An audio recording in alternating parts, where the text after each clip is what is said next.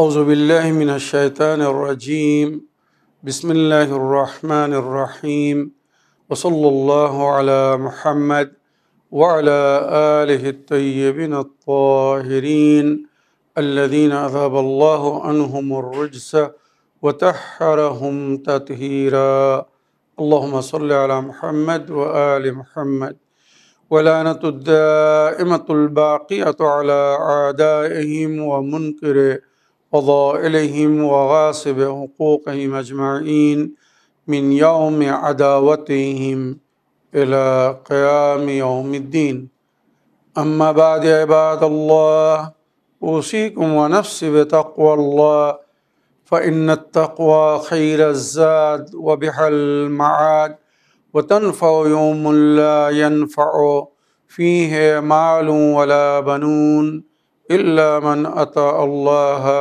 بقلب سليم وصلى الله على محمد وعلى آله الطيبين الطاهرين اللهم صل على محمد وآل محمد وعجل فرجهم আমার প্রিয় দর্শক ও শ্রোতাবৃন্দ আসসালামু আলাইকুম ওয়া রাহমাতুল্লাহি ওয়া বারাকাতুহু। আপনাদের সকলকে আন্তরিক সালাম ও শুভেচ্ছা জানিয়ে আজকের অনুষ্ঠান ইসলাম ইন বাংলায় আপনাদেরকে স্বাগতম জানাই। আশা করি আপনারা যে যেখানে আছেন ভালো আছেন, কুশল ও মঙ্গলে আছেন, সুখে থাকুন, শান্তিতে থাকুন, সমস্ত প্রকারের দুঃখ কষ্ট থেকে মুক্তিতে থাকুন। আল্লাহ রব্বুল আলামিনের কাছে এই কামনা করি। যারা অসুস্থ আল্লাহ তাদেরকে সুস্থতা দান করুন, যারা ঋণে ভুগছে আল্লাহ তাদেরকে ঋণ মুক্তি করুন। ওইরূপ যাদের জীবনে কোনো প্রকারের অভাব বা অশান্তি আছে আল্লাহ রব্বুল আলামিন তাদের সকলের জীবনে সুখ শান্তি দান করুন ও সকলের মনোকামনা ও আশাকে পূরণ করুন। আমাদের সকলকে সৎ পথে চলার, অসৎ পথ থেকে দূরে থাকার এবং এক অপরকে সৎ উপদেশ দেওয়ার তৌফিক দান করুন। আমরা যেন সত্য বা হক জিনিসকে জেনে শুনে মেনে তার উপরে আমাল করে সেটা অন্যদের সামনে তুলে ধরতে পারি বা সকলের কাছে পৌঁছে দিতে পারি। আল্লাহ রব্বুল আলামিন আমাদেরকে সেই মনোবল ও নেক তৌফিক দান করুন। আমিন ইয়া রাব্বাল আলামিন। এই দোয়ার সঙ্গে আজকের পর্ব শুরু করতে চলেছি। বিনা কোনো ভূমিকায় সরাসরি আপনাদের পাঠানো পেন্ডিং প্রশ্নের উত্তর দিতে চাই। তাই আসুন দেখি কোথা থেকে কে কি প্রশ্ন করছেন বা কে কি জানতে চাচ্ছেন। সালামুন আলাইকুম ওয়া রাহমাতুল্লাহি ওয়া বারাকাতুহু। হুজুর, আমি মুর্শিদাবাদ থেকে আলিয়া বলছি। আশা করি আল্লাহর রহমতে এবং আহলে বাইত আলাইহিমুসসালামের সাদকায়ে ওসিলায় ভালো আছেন, সুস্থ আছেন। ভালো থাকুন, সুস্থ থাকুন, এই দোয়া করি। আমিন ইয়া রাব্বাল আলামিন।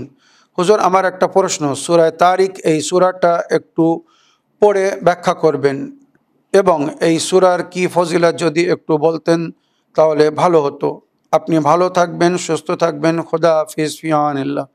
ওয়ালাইকুম আসসালাম ওয়া রাহমাতুল্লাহি ওয়া বারাকাতুহু। আমার প্রিয় বোন আপনার চিঠি লেখার জন্যে এবং সূরা তারিকের অনুবাদ ও ব্যাখ্যা জানার জন্য প্রশ্ন রেখেছেন, তার জন্যে ধন্যবাদ জানাই। সূরা তারিক পবিত্র কোরআনে বর্তমান সূচি বা তালিকা হিসাবে 86 নম্বর সূরা, সূরা নম্বর 86, 30 পারায়, আর অবতীর্ণ হিসাবে এটি 36 নম্বর সূরা। আর এটি মক্কায় অবতীর্ণ হয়েছিল।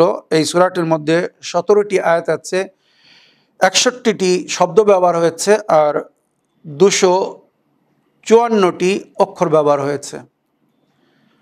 এই পবিত্র সূরার নাম সূরা তারিক এই জন্যে কেননা বিশেষ করে তারিক একটি নক্ষত্র, একটি গ্রহ বা একটি তারার নাম, তাই ওটাকে হাইলাইট করে এই সূরার নাম সূরা তারিক রাখা হয়েছে, মনে রাখবেন।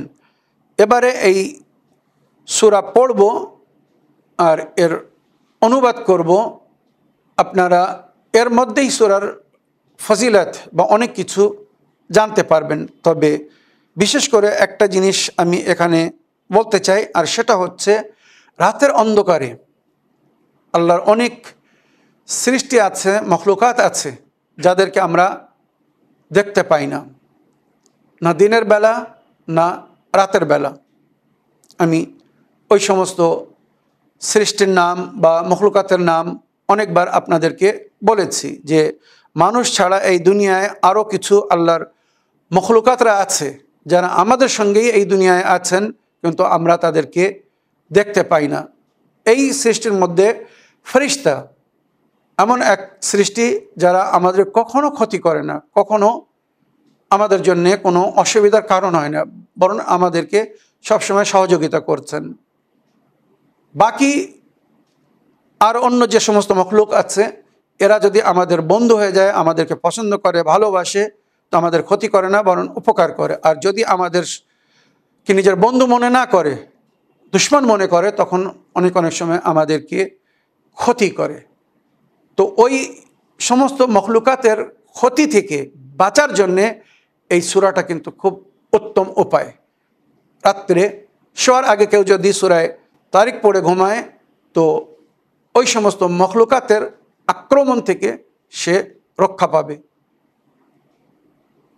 এর মধ্যে জিন্নাত, শায়াতিন, খান্নাস বা নাসনাস, হামজাদ বা হামজাদ আর ইফরিত, এই সমস্ত অদৃশ্য মখলুকাতের আক্রমণ থেকে, আঘাত থেকে যদি কেউ বাঁচতে চায়, তো রাত্রে শোয়ার আগে যদি সূরায়ে তারিকের তিলাওয়াত করে, তো ইনশাআল্লাহ আল্লাহ তার হেফাজত করবেন। এবারে আমি এই সূরার তর্জমা করি। ওয়াস-সামাই ওয়াত-তারিক, আল্লাহ রাব্বুল আলামিন কিছু কসম খাচ্ছেন আর বলছেন, কসম আসমানের এবং আসমান থেকে যেটা জাহির হয়, রাতের অন্ধকারে যে জিনিসটা প্রকাশ করে। ওয়াস-সামাই ওয়াত-তারিক যতটুকু আয়াতের মধ্যে জিকির হয়েছে আমি বলে দিচ্ছি। ওয়াস-সামাই ওয়াত-তারিক, রাত এবং রাতের সময় যেটা প্রকাশ করে, নমুদার হয়, জাহির হয়, বাহির হয়, এই সমস্ত ব্যাখ্যা করা হয়েছে। আল্লাহ তার কসম খাচ্ছেন, অর্থাৎ আমাদেরকে সতর্কতা দিচ্ছেন। ওমা আদরাকা মাত-তারিক, আল্লাহ নিজেই বলছেন আমাদেরকে, তোমরা কি জানো তারিক কি? এই তারিক কি? আন-নাজমুস সাকিব, একটি গ্রহ, একটি তারা, সিতারা। আন-নাজমুস সাকিব, এখানে বলা হচ্ছে তারিক কি? একটা সিতারা, গ্রহ বা তারা। নাজম মানে তারা, একটি তারা। আর সাকিব, এই সাকিব শব্দের অর্থ বিভিন্নভাবে বলা হয়েছে, মনে রাখবেন। আর নাজমুস সাকিব, সাকিব মানে অতি উজ্জ্বলকে বলা হয়েছে। আমরা অনেক সময় যখন উল্কা পড়ে, তো আপনারা দেখেছেন আলোর মতো একটা জ্যোতি দেখা যায় যে ছুটে আসছে, এই যে জ্যোতি, এটাকে সাকিব বলা হয়, মনে রাখবেন। শাহাবুন সাকিব বলা হয়েছে ওই উল্কাকে, যে তারা খসে পড়ে। আর নাজমুস সাকিব মানে উজ্জ্বল তারা। ওয়াস-সামাই ওয়াত-তারিক, আল্লাহ আসমানের কসম খেয়েছেন, আসমান যে তৈরি করেছেন। আর ওই আসমান থেকে যে জিনিস জাহির হয়, আল্লাহ তার কসম খেয়েছেন। ওই জিনিস যেটা জাহির হয় সেটা হচ্ছে তারিক। ওমা আদরাকা তারিক, ওমা আদরাকা মাত-তারিক, আল্লাহ নিজে বলছেন তোমরা কি জানো এই তারিক কি? আর নাজমুস সাকিব, এটা একটি উজ্জ্বল তারা। ইন্না কুল্লু নাফসিন লাম্মা আলাইহা হাফিজ, আল্লাহ রব্বুল আলামিন যত নাফসকে সৃষ্টি করেছেন এই সিতারার মাধ্যমে তার হেফাজত করছেন, তাকে কন্ট্রোল করছেন, নিয়ন্ত্রণে রেখেছেন। মনে রাখবেন, ইন্না কুল্লু নাফসিন লাম্মা আলাইহা হাফিজ। এখানে আল্লাহ রব্বুল আলামিন বলছেন কোনো নাফস এমন নেই, জি রূহ এমন নেই जिस पर कोई निगहबान ना हो, অর্থাৎ যার উপরে কোনো নজরপাত করা হয়নি, নজর রাখা হয়নি, বা যার জন্য কোনো সুরক্ষার ব্যবস্থা করা হয়নি, বা যার জন্য কোনো সিকিউরিটির ব্যবস্থা করা হয়নি। তো আল্লাহ রাব্বুল আলামিন যখন আমাদেরকে সৃষ্টি করেছেন, তো আমাদের জন্য সিকিউরিটিরও ব্যবস্থা করেছেন। ওই সিকিউরিটি কি, কোথা থেকে, কিভাবে আল্লাহ আমাদেরকে সুরক্ষা প্রদান করছেন, সিকিউরিটি দিচ্ছেন, এগুলো রহস্য। যাই হোক, ইন কুল্লু নাফসিন লাম্মা আলাইহা হাফিজ, এমন কোনো নাফস নেই যার উপরে আল্লাহ হাফিজ রাখেন। হাফিজ মানে সিকিউরিটি প্রদানকারী বা সুরক্ষা প্রদানকারী। ফালিয়ানজুরিল ইনসানু মিম্মা খুলিক, মানুষকে দেখতে হবে সে কিভাবে জন্মগ্রহণ করেছে, সৃষ্টি হয়েছে তার। এই সূরার মধ্যে কিন্তু অনেক গভীরতা আছে। আমরা কিভাবে কোন প্রসেসের মাধ্যমে এই দুনিয়ায় এসেছি, জন্মগ্রহণ করেছি, তার জিকির এই সূরার মধ্যে হয়েছে। ফালিয়ানজুরিল ইনসানু মিম্মা খুলিক, সমস্ত মানুষকে দেখা উচিত যে কিভাবে তাদেরকে সৃষ্টি করা হয়েছে, বা কি প্রসেসেস, কি সিস্টেমের মাধ্যমে, কোন পদ্ধতিতে তাদেরকে আল্লাহ রাব্বুল আলামিন সৃষ্টি করেছেন। খুলিকা মিন মাইন দাফিকিন, একটি ফিচকারি দেওয়া পানি থেকে আল্লাহ সৃষ্টি করেছেন। সেই ওই পানিটা কোথা থেকে বাহির হয়? ইয়াখরুজু মিন বাইনাস সুলবি ওয়াত তারাইব, বলা হয়েছে এটা পিঠ এবং বুকের মাঝখানে, এই যে বুকের পাঁজরার হাড় আর ওদিকে পিঠের হাড়, এর মাঝখান থেকে। সুতরাং আল্লাহ এইভাবে এর তাবির করেছে, এগুলো ব্যাখ্যা করতে গেলে অনেক সময়ের প্রয়োজন। সুতরাং ইয়াখরুজু মিন বাইনাস সুলবি ওয়াত তারাইব, এই পানি বাহির হয় বুকের এবং পাজরার এবং পিঠের হাড়ের মাঝখান থেকে। ইন্নাহু আলা রাজইহি লাকাদির, যেখানে আল্লাহ এইভাবে আমাদেরকে সৃষ্টি করেছেন, জন্ম দিয়েছেন এই দুনিয়ায়, ওইভাবে আল্লাহ আমাদেরকে ফেরত পাঠাতেও কুদরত রাখেন।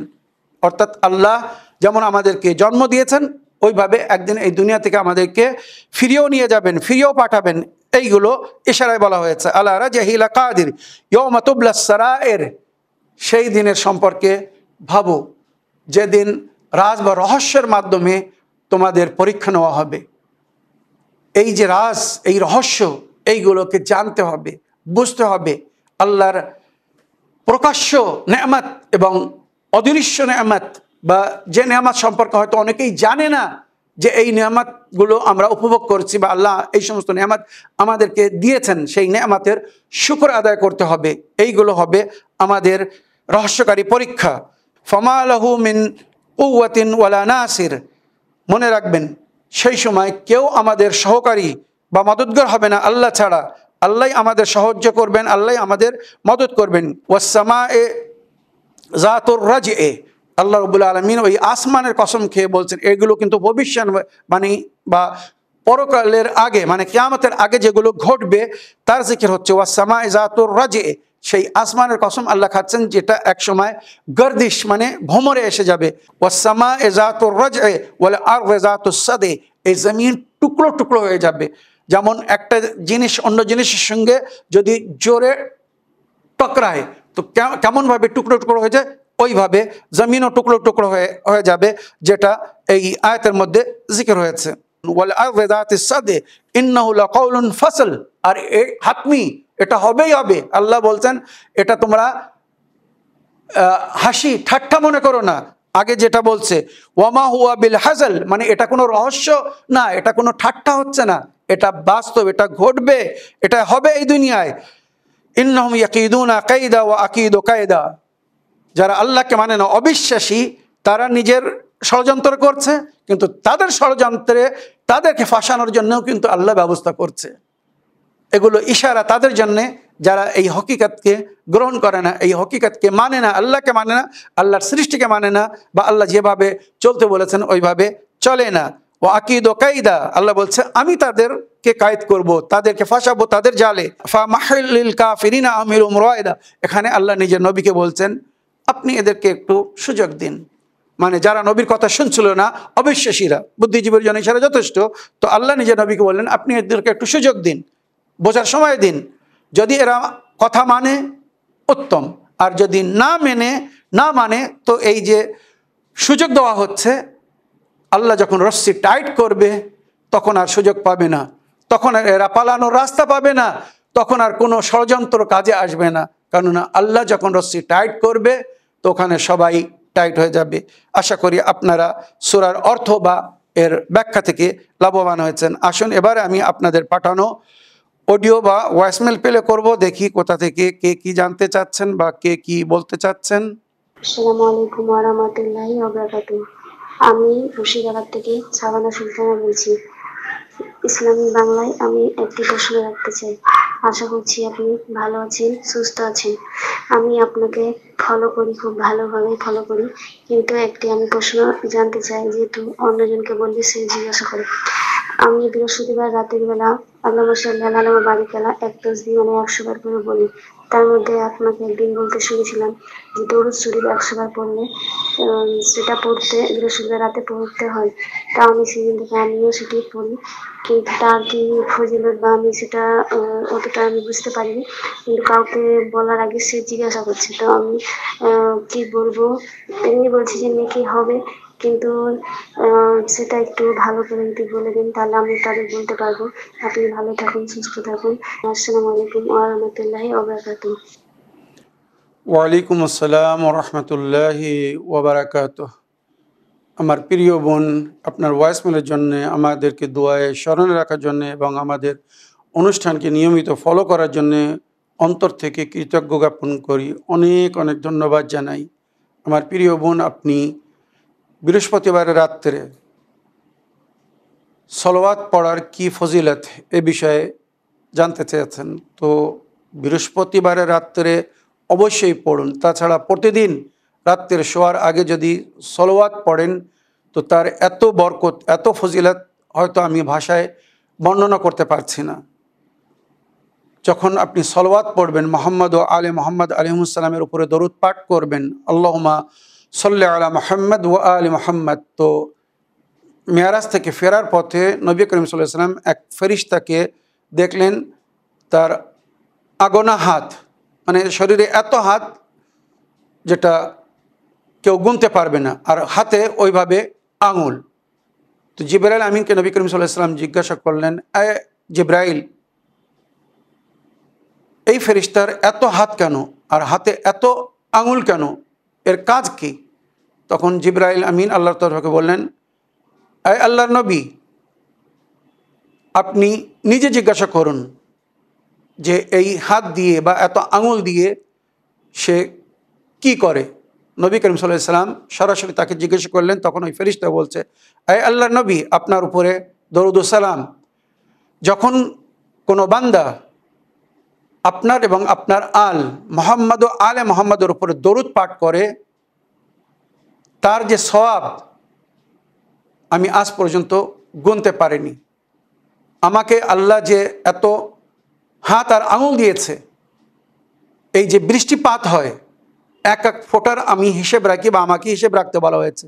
যখন বৃষ্টিপাত হয়, কত ফোঁটা পানি স্থলে জমিনের উপরে পড়ছে, কতটা ফোঁটা পানি নদী নালা পানির উপরে পড়ছে, কত ফোঁটা পানি গাছের উপর পড়ছে, এইভাবে এক এক ফোঁটার আমি হিসাব করতে পারি। অবাক হয়ে নবী জিজ্ঞাসা করলেন, এমন কি কোনো জিনিস আছে যার তুমি হিসাব করতে পারো না বা হিসাব রাখতে পারো না?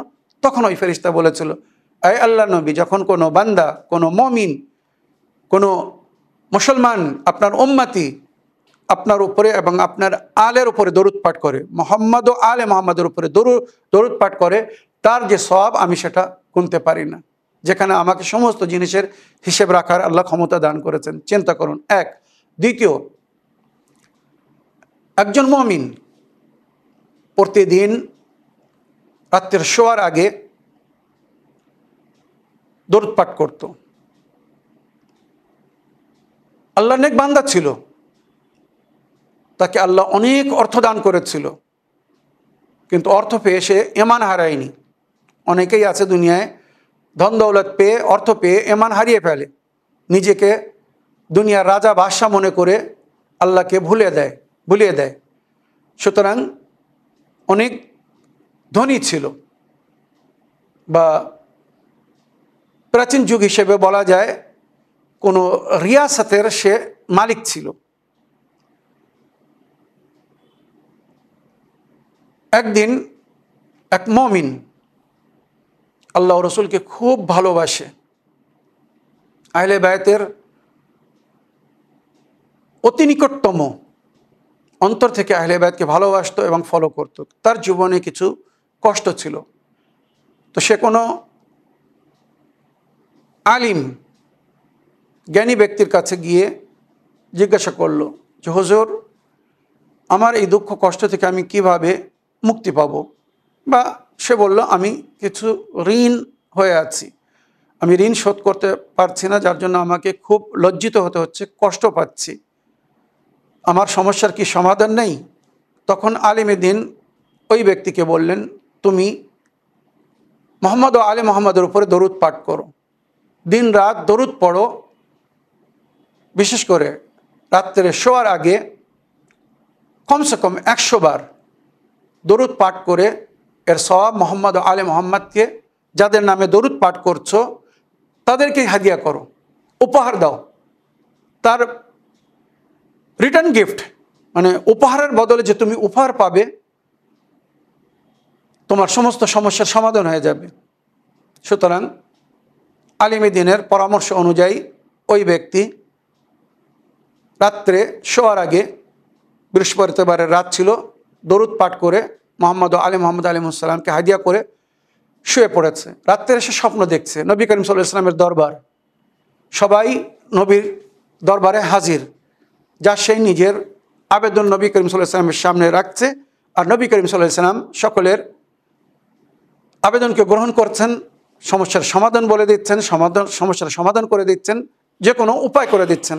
এবারে যখন এই ব্যক্তির বাড়ি আসলো, নম্বর আসলো, সে আল্লাহ নবীকে বলল, আল্লাহ নবী, আমি ঋণে ভুগছি, কষ্টের মধ্যে আছি, আমার জন্য যদি কোনো উপায় করে দিতেন। এই ব্যক্তি কিন্তু তাহাজ্জুদ নামাজ বা নফল নামাজও কখনো ছাড়তো না। সুতরাং ভোরের সময় সে স্বপ্ন দেখছিল, আর ভোরের সময় স্বপ্ন মানে নামাজের আগের যে সময়টা, সুবে সাদিকের আগের যে সময়টা, ওই সময়ের স্বপ্ন কিন্তু সত্য হয়। সুতরাং রওয়ায়াতের মধ্যে, ওয়াকের মধ্যে, ঘটনার মধ্যে উল্লেখ হয়েছে, নবী করিম সাল্লাল্লাহু আলাইহি ওয়াসাল্লাম ওই ব্যক্তিকে বললেন, কাল সকাল হলে তুমি রিয়াসতের যে মালিক, বাদশাহ, রাজা যাই বলুন, তার দরবারে যাবে, আর তার কাছে তোমার প্রয়োজন হিসেবে তুমি যত টাকার ঋণী, মানে সে 400 দিরহাম বা দিনার ঋণী হয়ে গিয়েছিল, তুমি তোমার ঋণ শোধ করার জন্য যত পয়সার প্রয়োজন তার কাছে চাইবে, আর তাকে বলবে, এটা আল্লাহর নবী আপনাকে আদেশ করেছেন, আপনি এই পয়সা আমাকে দিয়ে দিন। আল্লাহর নবী আপনাকে সালাম জানিয়েছেন এবং আমার প্রয়োজনকে পুরো করার জন্যে বলেছেন। এবারে সে হয়তো তোমার কথা সত্য কি মিথ্যা, তুমি যেটা বলছো, হয়তো সে ভাববে তুমি একটি কাহিনী তৈরি করে এসেছো আমার কাছ থেকে পয়সা নেওয়ার জন্যে, তো প্রমাণস্বরূপ তোমার কাছে জিজ্ঞাসা করবে যে তুমি যেটা বলছো এটা সত্য কি না, নবী আমাকে সালাম জানিয়েছেন বা তোমার প্রয়োজন পুরো করার জন্য বলেছেন, এর প্রমাণ কি? তখন যখন জিজ্ঞেস করবে তখন বলবে, আপনি প্রতিদিন রাত্রে শোয়ার আগে 1000 বার দরুদ পাঠ করেন। আল্লাহ রসুলের নজরে আপনার একটি বড় সম্মানিত স্থান আছে বা আপনি অর্জন করেছেন। গতকালকে আপনি সফর থেকে ফিরে এসে অতি ক্লান্ত ছিলেন, সুতরাং আপনি গত রাত্রে সলাওয়াত পড়তে ভুলে গিয়েছিলেন, আপনি গত রাত্রে সলাওয়াত পড়েননি বা পড়তে পারেননি, তার আগে ঘুম এসে গেছিল, আপনি ঘুমিয়ে গেছেন। যখন সে এই কথা শুনবে সঙ্গে সঙ্গে তোমার প্রয়োজনকে পুরো করে দেবে, কেননা ওই জিনিসটা সে ছাড়া আর কেউ জানে না। সুতরাং বাস্তব তাই হলো, ঘুম ভেঙে গেল, সকালে ওই ব্যক্তি রাজা, বাদশাহ বা হাকিম যাই বলুন, রিয়াসতের মালিকের দরবারে আসছে। এসে অনুমতি চাইল, কিন্তু প্রাচীন যুগে আপনারা জানেন রাজা, বাদশাহ বা যারা রিয়াসতের মালিক হতো তাদের দরবারে সহজে কেউ যেতে পারতো না, অনুমতি নিতে হতো। বাদশাহ দরবারে বা হাকিমের দরবারে পৌঁছেছে, আমি বাদশার সঙ্গে সাক্ষাৎ করতে চাই, হাকিমের সঙ্গে কিন্তু কথা বলতে চাই, বলো, আমরা বলে দিচ্ছি, তার উত্তর এনে তোমাকে দিয়ে দিচ্ছে। এইভাবে যারা দায়িত্ব ছিল তারা বলল। তখন ওই ব্যক্তি বলছেন, না, আমি একথা কারোর সঙ্গে বলতে পারবো না, এটা একটা গোপন কথা, রাজ আছে যেটা শুধু আমি বাদশাকে, হাকিমকেই বলবো। সুতরাং অনেক পরিশ্রমের পরে তাকে অনুমতি দেওয়া হলো, সে দরবারে প্রবেশ করলো। প্রবেশ করার পরে বাদশাহ বা হাকিম তাকে জিজ্ঞাসা করলো, তুমি এখানে কি জন্য এসেছো, তোমার উদ্দেশ্য কি? তখন সালাম করার পরে সে বলল, আমি ঋণে ভুগছি, কষ্টের মধ্যে আছি, 400 দিরহামের প্রয়োজন আছে। আমি আপনার দরবারে স্বেচ্ছায় আসিনি। আমি গরিব হতে পারি, অসহায় হতে পারি, কিন্তু আমি আমার আত্মসম্মানকে কখনো আঘাত করিনি। আমি কারোর কাছে হাত পাতি না। আমি আল্লাহ দরবারে ফরিয়াদ করেছিলাম, আল্লাহর নবী আমাকে আপনার দরবারে পাঠিয়েছেন, আপনাকে আল্লাহর নবী সালাম বলেছেন আর আমার প্রয়োজনকে পুরো করার জন্য আদেশ করেছেন। যেই এই কথা শুনেছেন নিজের জায়গা থেকে দাঁড়িয়েছে। হাকিম, রাজা বা বাদশা নিজের জায়গা থেকে উঠে দাঁড়িয়েছে, দাঁড়িয়ে বলছে, কি বললে? ফের একবার বলো। আবার কথা রিপিট করলো, যেন শুনতে ভালো লাগছিল যে আল্লাহর নবী আমাকে সালাম জানিয়েছেন, এত সম্মান অর্জন করেছে আমি আল্লাহর রসুলের নজরে, এর কি কারণ হতে পারে? এবারে যে কথা নবী বলেছিলেন ঠিক ওই ঘটনা ঘটল। আল্লাহ নবী কখনো মিথ্যা বলেননি। বাদশা তখন তাকে জিজ্ঞাসা করলো, তুমি যে কথা বলছো যে আল্লাহ নবী আমাকে সালাম জানিয়েছেন আর তোমার প্রয়োজন পুরো করার জন্য বলেছেন, এর প্রমাণ কি? অলরেডি উত্তর নবী বলে দিয়েছিলেন যে যখন বাদশা জিজ্ঞেস করবে তখন তাকে বলবে যে আপনি প্রতিদিন রাত্রে ঘুমানোর আগে 1000 বার দরুদ শরীফ পাঠ করে মোহাম্মদ আলে মোহাম্মদকে হাদিয়া করেন। সুতরাং আপনি গত রাত্রে সেটা ভুলে গিয়েছিলেন, আপনি সফর থেকে ফিরে এসে ক্লান্ত ছিলেন, সঙ্গে সঙ্গে ঘুমিয়ে পড়েছিলেন। সুতরাং ওই ব্যক্তি বলে দিল যে আপনি প্রতি রাত্রে 1000 বার সলাওয়াত পড়তেন, কিন্তু গত রাত্রে আপনি সলাওয়াত পড়েননি, আপনি সলাওয়াত পড়ার আগে ঘুমিয়ে পড়েছিলেন। যেই এই কথা শুনেছে বাদশা দরবার ছেড়ে তার কাছে এসেছে, কেননা এই খবর সে ছাড়া আর কেউ রাখে না, এমনকি তার পরিবার, তার জীবনসাথী, স্ত্রী বা তার বাল বাচ্চারাও এ বিষয়ে জানে না সে যে প্রতি রাত্রে সলাওয়াত পড়তো। তখন 100% তার বিশ্বাস হলো যে এই খবর যদি আল্লাহর নবী না দিয়ে থাকতেন তাহলে এই ব্যক্তি কখনো বলতে পারতো না, জানতে পারতো না আমি রাত্রে সলাওয়াত পড়ি কিনা, আর গত রাত্রে আমি যে সলাওয়াত পড়তে পারিনি বা পড়েনি, সে নিজেই বুঝতে পেরেছে যে আমি গত রাত্রে সলাওয়াত পড়িনি। এ খবর কেউ রাখে না। সুতরাং তার মনোকামনা আশাকে পূরণ করে দিল। একের পরে এক থলি, মানে আশার থলি তাকে দিল। দরবারিরা মানা করছিল যে হুজুর এক গরিবকে সহযোগিতা করছেন, মদত করছেন, সে যতটা চেয়েছে দিয়ে দিন, যথেষ্ট। তখন ওই রাজা বা ওই হাকিম বা ওই বাদশাহ শুধু এতটুকুই বলল যে আল্লাহর নবীর নজরে যখন আমি আছি, তো সেই নবীর মহব্বতে যদি আমার পুরো রিয়াসাত, আমার পুরো দুনিয়াও আমি একে দিয়ে দেই, তাও মনে হয় আমার মন ভরবে না। সুতরাং তার প্রয়োজন ছাড়া অনেক অধিক তাকে দিয়ে দিল। এই হচ্ছে সলাওয়াতের ফজিলত বা সলাওয়াতের বরকত। যদি রাত্রে সলাওয়াত পড়ে ঘুমাতে পারেন তো অবশ্যই ঘুমাবেন। এর যে বরকত, এর যে ফজিলত, আমি বললাম না ভাষায় বর্ণনা করা সম্ভব না, যার সওয়াব ফেরেশতা পর্যন্ত গুনতে পারে না। রওয়ায়াতের মধ্যে উল্লেখ হয়েছে কোনো পাপী, কোনো গুনাহগার ব্যক্তি যদি তওবা করতে চায় তো সে রমজান মাসে, পবিত্র মাসে রোজা রেখে আল্লাহর কাছে তওবা করুক। আর যদি সে রোজার মাস না পায় বা রোজার মাসে রোজা রেখে যদি আল্লাহর কাছে তওবা করার সুযোগ না পায়, সক্ষম না হয়, তো নিজের মাতা পিতার সেবা করে তাদের কাছে দোয়া চাক। মাতা পিতার দোয়ায় অনেক অনেক সময় আল্লাহ সন্তানকে ক্ষমা করে দেন। সেও যদি সুযোগ না হয় তখন শেষে বলা হয়েছে সে যেন বেশি থেকে বেশি দরুদ পাঠ করে, মোহাম্মদ আলে মোহাম্মদের উপরে দরুদ পাঠ করে আল্লাহর কাছে যদি ক্ষমা চায়, আল্লাহর কাছে যদি দোয়া করে, তো আল্লাহ মোহাম্মদ আলে মোহাম্মদের ওসিলায় বা সাদকায় তাকে ক্ষমা করে দেয় আর তার জীবনে গুনাহ বা পাপের কারণে যে সমস্ত সমস্যা থাকে আল্লাহ তার সমাধান করে দেয়। তো আমার প্রিয় বোন, এই যে ফজিলতগুলো বললাম, আশা করি যথেষ্ট। কেউ যদি আপনার কাছে জিজ্ঞাসা করে এগুলোই শুনিয়ে দেবেন, ইনশাআল্লাহ সে আগ্রহের সঙ্গে, আমার মনে হয় এইগুলো শোনার পরে আমার যত দর্শকবৃন্দরা আজ আমাকে দেখছেন, শুনছেন, আমার মনে হয় আজ থেকে কেউ দরুদ পাঠ না করে, সলাওয়াত না পড়ে হয়তো রাত্রে ঘুমাবে না। আশা করি আপনার প্রশ্নের আপনি উত্তর পেয়েছেন। আগের অডিও নিয়ে দেখি কোথা থেকে কে কি বলতে চাচ্ছেন? আসসালামু আলাইকুম হুজুর, আমি উত্তর 24 পরগনা থেকে মিনু মমতাজ বলছি। আশা করি আপনি সুস্থ আছেন, ভালো আছেন। আমিও সুস্থ আছি, ভালো আছি। হুজুর, আপনার কাছে অনেক প্রশ্ন করেছি, তার জন্য অনেক উপকারও পেয়েছি আমি। নামাজের বিষয়ে, সাংসারিক বিষয়ে, আমার ছেলের বিষয়ে একটা প্রশ্ন করছি আবার। আমার ছেলে আগেই প্রশ্ন করেছিলাম, ও একটু অসুস্থ ছিল, আপনি উপায় বলে দিয়েছিলেন, চিকিৎসা করে অনেকটা সুস্থ হয়েছে, এখন অনেক ভালোই আছে ও। কিন্তু ওর একটা সমস্যা হচ্ছে, ও কোনো কাজে যেতে চায় না। যে কোনো কাজে গেলে 1 দিন 2 দিন, খুব জোর 1 সপ্তাহ যায়, তারপরে ও আর যায় না। বলে ভালো লাগে না, টাকা বেশি দেয় না, এই কাজ ভালো না, এইসব বলে অজুহাত দিয়ে কাটায়। এখন একটা ভালো কাজ পেয়েছে, কিন্তু সেখানে ও যেতে চাইছে না। ও একটা একটা অজুহাত দিয়ে বন্ধ করে দেয়।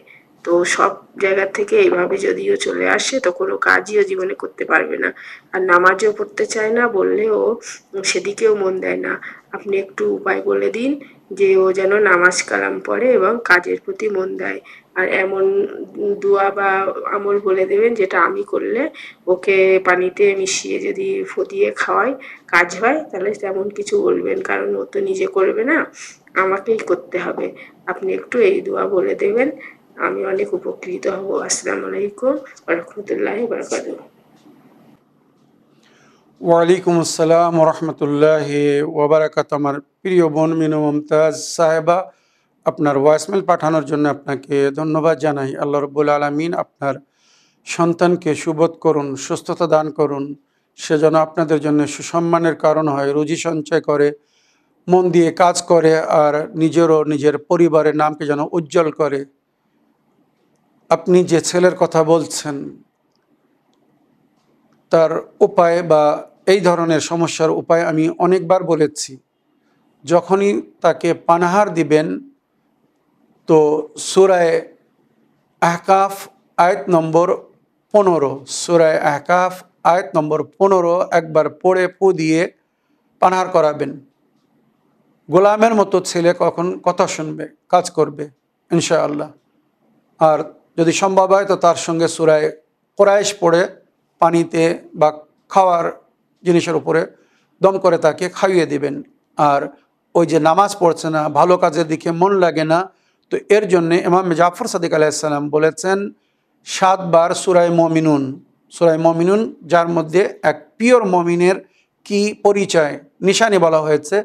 তো সূরায়ে মুমিনুন পরস্পর 7 দিন প্রতিদিন একবার করে ওই সূরা পড়বেন, আর ওর উপরে দম করে দেবেন।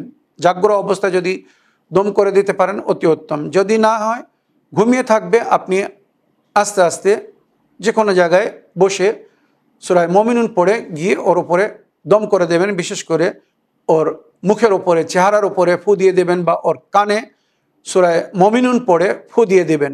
ইনশাআল্লাহ কালামের যদি আসার হয়, আপনার জবানের উপরে যদি সেই প্রভাব বা আসার থেকে থাকে, তো 7 দিনের মধ্যে তার মধ্যে পরিবর্তন দেখবেন।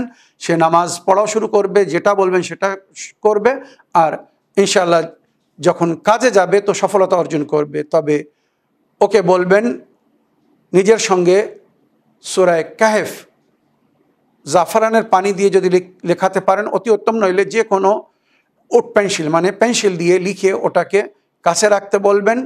আর যখন কাজে যাবে তো সূরায়ে কাহফের আয়াত নম্বর 16 পড়তে পড়তে যাবে। সমস্ত কাজে সফলতা অর্জন করবে, কাজে মন লাগবে, এবং আশা করি তার পরিফল বা পারিশ্রমিক হিসেবে যেটা পাবে, সুন্দর তার পারিশ্রমিক বা মেহনতানা সে পাবে। আশা করি আপনার প্রশ্নের আপনি উত্তর পেয়েছেন। আগের অডিও নিয়ে দেখি কোথা থেকে কে কি বলতে চাচ্ছেন। সালামুন আলাইকুম, ইসলামিন বাংলা। আমার প্রিয় ভাইজান, আশা করি আপনি ভালো আছেন, সুস্থ আছেন। আল্লাহ রাব্বুল আলামিন আপনাকে ভালো রাখুক, সুস্থ রাখুক। আমার প্রিয় ভাইজান, দুঃখের সাথে একটা মানে আপনাকে জানাচ্ছি যে এক মুসলমান নারী বিনা গোসলে, বিনা জানাজায় দাফন করা হয়। দুঃখের বিষয় এইটাই, সেই নারীর অন্যায় এইটাই যে সে নন মুসলিমের সাথে নিকা পড়েছিল। সে নন মুসলিমের সাথে ইসলামিক হিসাবে নিকাহ পড়ছিল। আর গ্রামবাসীরা সে মারা যাওয়ার পরে না তাকে জানাজা দিতে দিচ্ছে, না গোসল করতে দিচ্ছে।